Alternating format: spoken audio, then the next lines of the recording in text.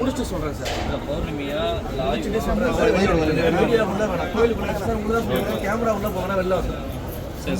கோயிலுக்குள்ள எடுக்க வேணா வெளில ஆபீஸ்க்குள்ள போறேன். இல்ல ஆபீஸ் சொல்லுங்க.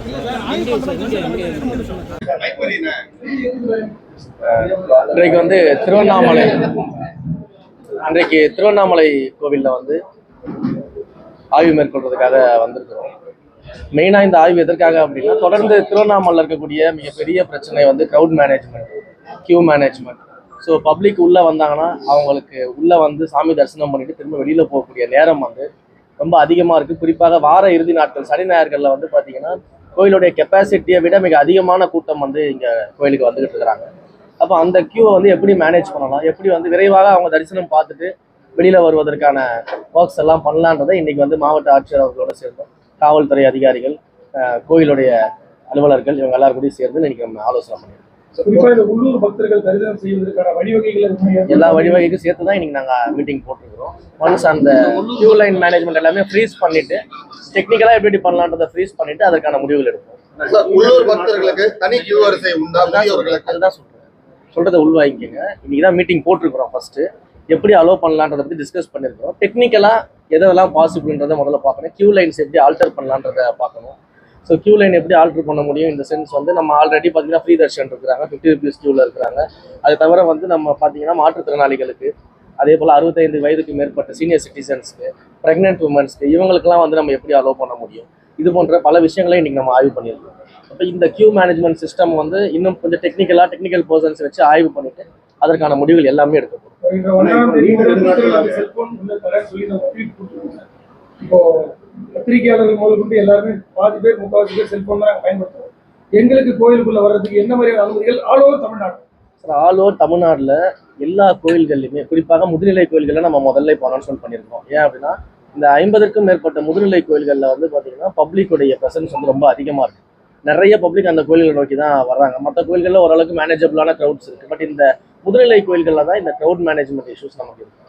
அப்போ இந்த கோயில்களை பொறுத்த வரைக்கும் நம்ம என்ன பண்ணுறோம் அப்படின்னா, மொபைல் ஃபோன்ஸ் ஏன் ரெஸ்ட்ரிக்ட் பண்ணுறோம் அப்படின்னா, அந்த க்ரௌடில் வந்து மொபைல் ஃபோன்ஸ் எடுத்து உள்ளே வரவங்க, அந்த க்ரௌடாக சேர்ந்து உள்ளே இருக்கக்கூடிய இறைவனுடைய சிலையை வந்து ஃபோட்டோ எடுக்கிறது, அப்புறம் அந்த க்ரௌடில் வந்து பார்த்தீங்கன்னா நிறைய ரீல்ஸ் எடுக்கிறது, இந்த மாதிரியான விஷயங்கள் தொடர்ந்து வெளியில் வந்துகிட்டு இருக்குது.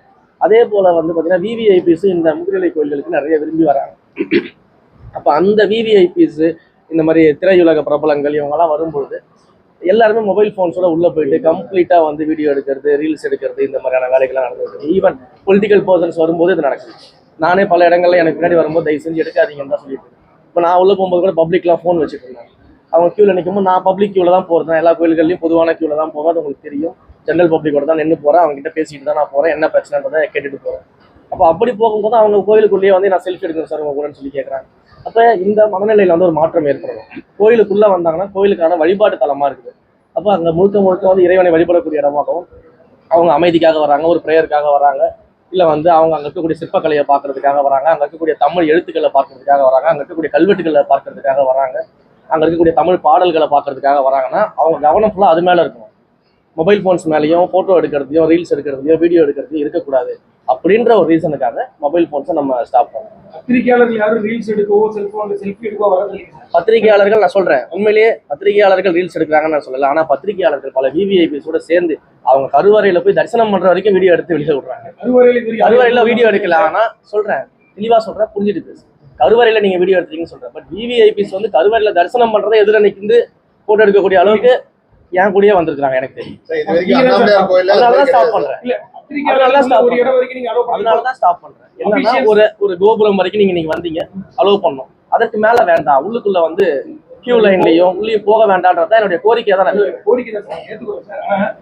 ஒரு குறிப்பிட்ட அளவு வரைக்கும் வரலாம்னு சொல்லிட்டு ஏதோ பண்ணலாம். அதுதான் கோபுரம் வரைக்கும் சொல்லியிருக்கோம். கோவில்ல பணிபுரிய சிவாச்சாரியர்களோ இல்ல கோவில்ல பணிபுரிகிற ஊழியர்களோ செல்போன் இல்லாம ஆல் ஓவர் அந்த 20 எக்ஸாம்பிள் எல்லாருக்குமே நம்ம ஒரே வியூ தான் சொல்றோம். கோயிலுக்குள்ள மொபைல் ஃபோன் பயன்பாடு வந்துருச்சுன்னா அங்க வந்து நம்ம செய்ய வேண்டிய வேலைக்கு செய்ய முடியாது. அவங்களுக்கு தனியா லாக்கர்ஸ் கொடுக்குறோம். தேவைப்பட்ட அந்த லாக்கர்ஸை வெளில போயிட்டு அவங்க ஃபோன் பேசிக்கலாம். உங்களுக்கு நாங்க தான் சொல்றேன், நீங்க வந்து கோயிலுக்குள்ள இருக்கக்கூடிய விஷயத்த நான் பேசிக்கிட்டு இருக்கேன். நான் வந்து கோயில்களுக்கு உள்ள சாமியை பார்க்கும்போது கியூல இருக்கக்கூடிய விஷயங்களை பத்தி பேசுறோம். மீடியா வந்து ஒரு லெவல் வரைக்கும் அலோவ் பண்றோம். அந்த லெவலோட நீங்க வந்து உள்ள வராம நீங்க ஸ்டாப் பண்ணீங்கன்னா எங்களுக்கு ஒரு ரொம்ப யூஸ்ஃபுல்லா இருக்கும்னு சொல்லிட்டு இருக்கோம். நீங்க எடுக்கக்கூடிய பேட்டிகள் எல்லாமே நீங்க வந்து அந்த கோபுரத்துக்கு வெளியில வச்சு தாராளமா எடுத்துக்கோங்க, நீங்க வீடியோ ஷூட் பண்ணிக்கோங்க, அதை பத்தி எங்களுக்கு பிரச்சனையே கிடையாது. நாங்க வந்து உங்களுக்கு ஷூட்டே பண்ணக்கூடாதுன்னு நம்ம சொல்லலையே, எங்கேயுமே நம்ம அந்த மாதிரி ரெஸ்ட்ரிக்ட் பண்ணல. பட் ஒரு கட்டத்துக்கு மேல என்னன்னா கியூக்குள்ள கோயிலுடைய மண்டபங்களுக்குள்ள கிட்டத்தட்ட ஒரு பல அரசியல்வாதிகள் வீடியோ உள்ள போகும்போது நம்ம பார்க்கணும், கருவறை வரைக்குமே வந்து போயிட்டு அரசியல்வாதி சாமி கும்பிட்றதுலாம் வீடியோ எடுத்து வெளியே வரதான் நம்ம பார்த்துருக்கோம். இது எனக்கு நடந்ததுனால தான் அடுத்த நாள்ல இருந்து நான் உடனடியாக வந்து அதெல்லாம் ஸ்டாப் பண்ண சொல்லுங்க, என் கூட மீடியா யாரும் உள்ள வர வேண்டாம், இது மாதிரி எடுக்க வேணாம் ரிக்வஸ்ட் பண்ணிக்கிட்டே இருக்கேன். போறவங்கலாம் ரிக்வஸ்ட் பண்ணியிருக்கேன். ஸோ அதையுமே நம்ம மீடியாவுக்கும் ரிக்வஸ்ட்டாக தான் வச்சிருக்கோம். ஸோ அதை வந்து அவாய்ட் பண்ணிங்கன்னா ரொம்ப யூஸ்ஃபுல்லாக இருக்கும். ஏன்னா இப்போ இவ்வளோ மீடியா நண்பர்கள் இருக்கிறீங்க, இவ்வளோ மீடியா நண்பர்களும் என் கூட உள்ள வந்து வீடியோ எடுக்க ஆரம்பிச்சா பப்ளிக் என்ன யோசிப்பாங்கன்னு. இப்போ எப்படி பார்த்தாலும் இன்னைக்கு ஒரு 50 பேர் இருக்கு. அப்போ என்ன வீடியோ எடுக்கிறதுக்காக ஒரு 50 பேர் நீங்க கோயிலுக்குள்ள வந்தீங்கன்னா அதோட பப்ளிக் என்ன நினைப்பாங்கன்றதை நம்ம சிந்திச்சுப்பாங்க. அப்போ அதற்காக ஒரு கோரிக்கை தான் நம்ம வச்சோம். சார் இப்போ உற்சவ காலத்துல வந்து உள்ள வந்து விஷுவல் எடுக்கலாமா? ஏன்னா உள்ளதான் அது நம்ம ஆல்ரெடி ப்ரியர் பர்மிஷன்ஸ் வாங்குற மீடியாக்களுக்கு இந்த சேனல்களுக்குலாம் நம்ம பர்மிஷன் கொடுத்துட்டு தான் இருக்கோம். அதுல எந்த விதமான மாற்றங்களும் நம்ம செய்யலையே. நான் சொல்றது வந்து ரெகுலரா இந்த மாதிரி விசிட்ஸ் வரும்போது உள்ளேயே போயிட்டு வீடியோ எடுத்துட்டு உள்ளேயே பேட்டி எடுக்கிறது அதெல்லாம் வேண்டாம். அதை வந்து கோயில் வளாகத்துக்கு வெளியில வச்சுக்கலான்றது மட்டும் தான் நம்ம சொல்றோம். அதாவது கோயிலுக்குள்ள அரசியல் வேண்டாம், கோயிலுக்குள்ள இது போன்ற வீடியோக்கள் வேண்டாம், அதை வெளியில வச்சு பாத்துக்கலாம்னு சொல்றேன். வேற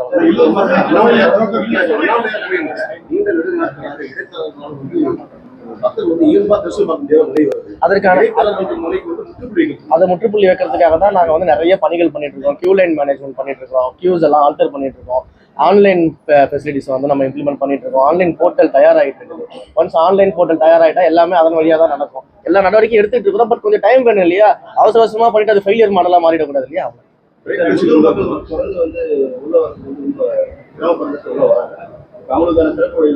இல்ல நீங்க எத்தனை கேள்வி கேட்டாலும் அதுக்கான பதில் நான் முதல்லயே சொல்லிட்டேன். நீங்க ஒரே கேள்வியை தான் திரும்ப திரும்ப மாத்தி கேட்டுருக்கீங்க. கியூ மேனேஜ்மெண்ட்டுக்கு தான் இப்போ நாங்க டிஸ்கஸ் பண்ணியிருக்கோம். ஸோ டெக்னிக்கல் டீமோட பேசிட்டு அந்த கியூ மேனேஜ்மெண்ட் எப்படி பண்ணலான்றதுக்கான ஃபீஸிபிலிட்டிஸா ஸ்டடி பண்ணிட்டு இருக்கோம். ஸோ இதுல நீங்க கேட்கக்கூடிய எல்லா கேள்விகளும் அடங்கிடும். சார் இப்ப ராஜகோபுரத்துல இந்த கோயிலை பொறுத்த வரைக்கும் நிம்மதியா வரதுக்காக தான் கோயிலுக்கு வராங்க.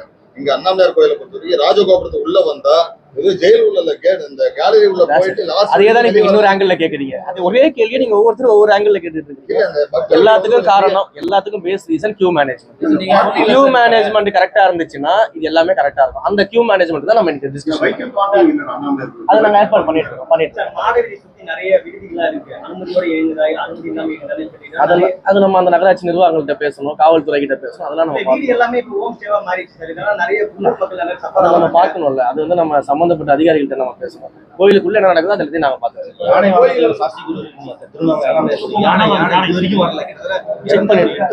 செக் பண்றேன். அதோட ஃபீஸிபிலிட்டி செக் பண்ணி நான் சொல்றேன். சார் 16 கால் மண்டபம் வந்து தொடர்ந்து மூடியா இருக்கு கடந்த 2 வருஷமா. அது திறக்கிறதுக்கு வாய்ப்பு இருக்குதா? செக் பண்ணிட்டு சொல்றேன். அதெல்லாமே டிஸ்கஸ் பண்ணிட்டு இருக்கோம்.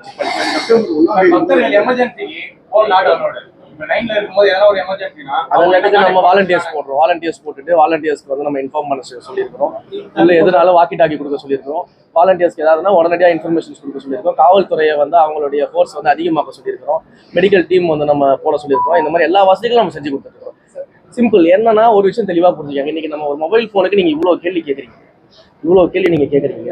நம்ம எல்லாருமே என்ன சொல்றோம், திருப்பதி மாதிரி நம்ம டெம்பிள்ஸ் உருவாக்கணும், திருப்பதியில எப்படி சிஸ்டம் இருக்கு பாருங்க, எப்படி புக்கிங்ஸ் இருக்கு பாருங்க, எப்படி தர்ஷனுக்கு ஃபெசிலிட்டிஸ் பண்ணிருக்காங்க பாருங்க. நம்ம சொல்றேன், திருப்பதிக்கெல்லாம் நீங்க நிறைய பேர் உள்ள போயிருப்பீங்க, எல்லாரும் போயிருப்பீங்க. திருப்பதியிலலாம் வந்து என்ன பண்றாங்க, பக்தர்கள்லாம் கோயிலுக்கு போன உடனே ஆட்டோமேட்டிக்கா போனை சுவிச் ஆஃப் பண்ணி பேக்ல வச்சிடறாங்க, கவுண்டர்ல கொடுத்துட்றாங்க, ரூம்ல வச்சிடறாங்க, கார்ல வச்சிடறாங்க. அப்போ டெம்பிளுக்குள்ள போகும்போது நம்ம கோயிலுக்குள்ள போறோம், இங்க மொபைல் ஃபோன் யூஸ் பண்ணக்கூடாதுன்ற அந்த மைண்ட் செட் வருது இல்லை. அப்போ அதே அளவிலான பெரிய கூட்டங்கள் வரக்கூடிய கோயிலுக்கு அது வரணும் இல்லையா? இன்னொன்று செல்போன் பக்தர்கள் தடை பண்றது நாங்க அக்செப்ட் பண்ணிக்கிறோம். இந்த மீடியாவுக்கு சொல்றேன். திருப்பதியில நீங்க யோசிச்சுக்கோங்க. திருப்பதியில வந்து அந்த மெயின் என்ட்ரன்ஸ் கோபுரம் இருக்கு பாத்தீங்களா, அதை தாண்டி மீடியா உள்ள போக முடியாது. ஆனா இங்க கருவறை உள்ள வரைக்கும் மீடியா நான் சொல்றேன் இது நடந்திருக்கு. இது நடந்ததுனாலதான் இந்த முடிவு நீங்க தான் செஞ்சீங்க நான் சொல்லல. அந்த கோபுரத்துக்கு உள்ளேயே வந்து திருப்பதி மாதிரி கோயில்கள்லாம் அலோவ் பண்ண மாட்டாங்க. கரெக்டுங்களா? இதை வந்து இந்த விஷயத்த எனக்கு சொன்னது உங்களை மாதிரி திருப்பதியில இருக்கக்கூடிய தமிழ் மீடியா. ஓகேங்களா? புரிஞ்சிச்சா? அதெல்லாம் நாங்க ஸ்டாப் பண்ணவே இல்லையா சார்? நான் திரும்ப சொல்றேன். நான் என்ன சொல்றேன் அப்படின்னு, விவிஐபிஸ் ஆக்ட்ரஸ் இவங்கெல்லாம் வரும்போது நீங்க மொத்தமா உள்ள போய் எடுக்கக்கூடிய அந்த கல்ச்சர் தான் நான் மாத்த சொல்றேன். திருவண்ணாமலை அண்ணாமலையார் கோயிலை பொறுத்த வரைக்கும் பத்திரிகையாளர்கள் 2ஆம் பிரகாரத்துக்குள்ள செல்போன் அது எங்க வரைக்கும்ன்றதை நான் சொல்றேன். நான் ஆய்வு பண்ணிட்டு நான் சொல்றேன் எது வரைக்கும் அலோவ் பண்ணுவாங்கன்னு நான் சொல்றேன். மாவட்டத்துல வந்து நிறைய கோயில் துறை சார்ந்த கோயில் அப்படியே பராமரிப்பு இல்லாம இருக்கு. அதுக்கு தான் அனௌன்ஸ்மெண்ட்ஸ்ல பண்ணியிருக்கிறோம். 1000 ஆண்டு கோயில்கள் திருப்பணிகள் சொல்லியிருக்கிறோம். முழுவதும் சிதிலமடைந்த கோயில்களுக்கு திருப்பணிகள் சொல்லியிருக்கிறோம். பார்ஷியலி சிதிலமடைந்த கோயில்களுக்கு திருப்பணிகள் சொல்லியிருக்கிறோம். திருக்குறங்களுக்கு திருப்பணிகள் சொல்லியிருக்கிறோம். திருத்தேர்களுக்கு திருப்பணிகள் அனௌன்ஸ் பண்ணியிருக்கோம். இதெல்லாம் அனௌன்ஸ்மெண்ட்ல வந்திருக்கு. நீங்க எடுத்து பாத்தீங்கன்னா எத்தனை கோயில்கள் எடுத்துக்கொண்டதை பாருங்க. இந்த கோவில்ல பொதுமக்களுக்கு பக்தர்களுக்கு அடிப்படை வசதி கூட அதுவும் அறிவிச்சிருக்கோம். எவ்வளவு கோயில்கள் அடிப்படை வசதிகள் எங்க அனௌன்ஸ்மெண்ட்ல வந்திருக்கு. நீங்க எடுத்து பாத்தீங்களே உங்களுக்கு தெரியும். கோயில் ஸ்டாஃப் டெம்பரரியா இருக்காங்க. அவங்க அதெல்லாம் பாப்போம். அதெல்லாம் நிர்வாக ரீதியான விஷயம் நம்ம பாப்போம். அண்ணாமலையார் கோயில ஒவ்வொரு மாதம் 6 கோடி 7 கோடி வருமானம் வருது. அந்த பணம் எல்லாம் எங்க போகுது? கடந்த ஆட்சியில கணக்கெல்லாம் வச்சு இந்த ஆட்சி நடமா? அப்ப நீங்க அந்த ஆட்சி